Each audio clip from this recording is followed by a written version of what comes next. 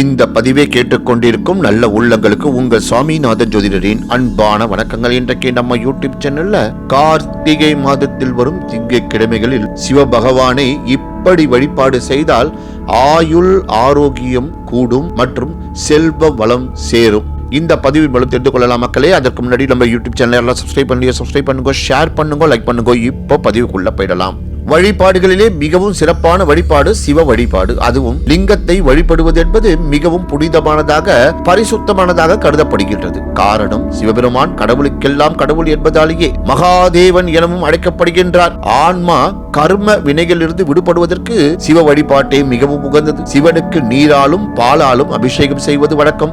ஆனால் அதை காட்டிலும் சில சிறப்பு அபிஷேகங்கள் நாம் சந்திக்கும் கடுமையான சவால்களில் இருந்து நம்மை காக்க உதவும். அந்த சிறப்பு அபிஷேகங்கள் யாதெனில், ஒரு சில இடங்களில் கரும்பு சாறினால் சிவனுக்கு அபிஷேகம் செய்கிறார்கள். இதற்கான காரணம், பொருளாதார ரீதியான பிரச்சனைகள் நீங்க வேண்டுமெனில் கரும்பு சாறினால் அபிஷேகம் செய்வது நன்மை தரும் என சொல்லப்படுகின்றது.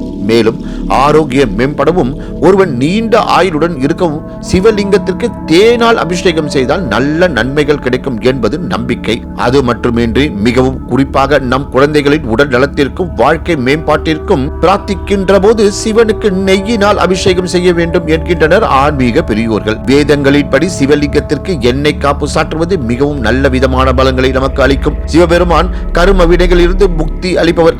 எனவே ஒருவர் செய்யக்கூடிய வழிபாட்டின் இறுதி நிலை என்பது முக்தியை அடைவதே ஆகும். உலக இன்பங்களில் இருந்து விடுபட்டு துன்பம் என்னும் பெருங்கடலில் இருந்து மீண்டும் இறைவனை அடையும் பாதையில் நம் ஆன்மா சுத்தம் என்பது மிகவும் அவசியம். பால் மற்றும் கங்கை நீர், இந்த இரண்டு புனித பொருட்களாலும் சிவலிங்கத்தை அபிஷேகம் செய்கின்ற போது ஒருவரின் ஆன்மா சுத்திகரிக்கப்படுகின்றது. சுத்திகரிக்கப்படுதல் என்றால் தீய எண்ணங்களில் இருந்து விடுதலை பெறுகிறது, எதிர்மறையான ஆற்றலில் இருந்து நம்மை காக்கின்றது.